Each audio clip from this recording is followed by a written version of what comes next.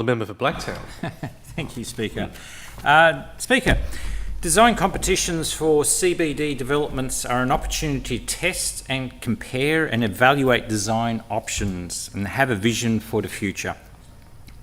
Design competitions promote innovation, enhance a city's design reputation and support emerging and local design practices. The City of Melbourne undertakes a design excellence program, and the guidelines outline an ethical and streamlined competitive process to support innovative and architecturally diverse buildings, landscapes, infrastructure and the public realm. In the US, there are design competitions for a 15-minute city urban designs focusing on transport movement and allowing people to access major attractions within the city within 15 minutes. The C40 Cities is a global network of nearly 100 mayors from the world's leading cities. The C40 launched this year an urban design competition in 12 cities to transform underutilised sites. Using the basis of the C40's description of design competitions, they create multidisciplinary teams including architects, developers, community groups, infrastructure experts, arts, civic leaders and more to come together to design and develop urban projects that are climate friendly and serve the needs of the local community and become sustainable city landmarks. The initial launch of the Barangaroo International Design Competition was in 2005. The Western Sydney Metropolis began its design in 2017 with design review panels. The Ryde Council has done design competitions on establishing a vision to meet key issues such as movement and place strategy. The Blacktown CBD has not reflected its multicultural vitality, the business prominence in the region or the aspirations of the community. It looks outdated and almost reminiscent of a stagecoach town of the 1800s. The population of Blacktown City Council will surpass Tasmania by 2035 in 12 short years, and by 2041 will be in excess of 615,000 people. Gross regional product is $22 billion, making it larger than 72 nations and growing at 4% per year. We, Blacktown, should be thinking like a state capital, not an unrecognised small suburban town located in Western Sydney.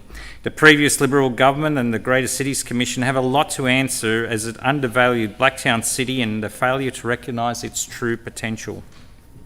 Even the so-called Western Sydney University has over the past 12 years substantially reduced its footprint in Blacktown City so they can be easily renamed the Western Sydney ex-Blacktown City University.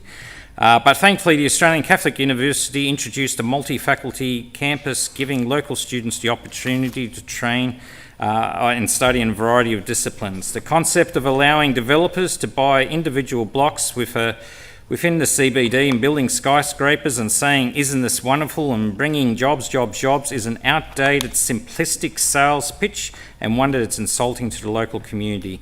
The CBD development should be transparent, have a clear vision of the future and allow design competitions so we can get the best for our area. The new concept is referred to as the Central Living Districts. Blacktown CLD has the perfect opportunity to move from a stagecoach town to a thriving, world-leading metropolis that truly incorporates live, work, play and study principles within a safe and sustainable environment. Blacktown has 45 acres of land and until March of this year was owned by 3 key owners. But we have 4 substantial owners, but nothing stops the 4 getting together, forming a cooperative and treating the 45 acres as a consolidated lot. Where else in the world can you have 45 acres of land in the CBD that's prime and fit for the future? Historically significant buildings such as Bowman Hall, the birthplace of modern Australian thinking with multicultural Australia through the election of Gough Whitlam in 1972, or the Blacktown Arts Gallery, which was formerly the Anglican Church for decades, could be saved. We need a vision of what a city of the future could be, a town square that allows 24/7 festival precincts, relocation of the police and the courthouse, which are no longer fit for purpose in their current location, commercial and residential towers placed better place rather than just rows of buildings, allowing a healthy environment and dealing with car parking before it becomes a plan. All we need in the first instance is a mayor supported by council and council officers that are visionary, like all the mayors have been from John Aquilina in 1977 through to the last mayor.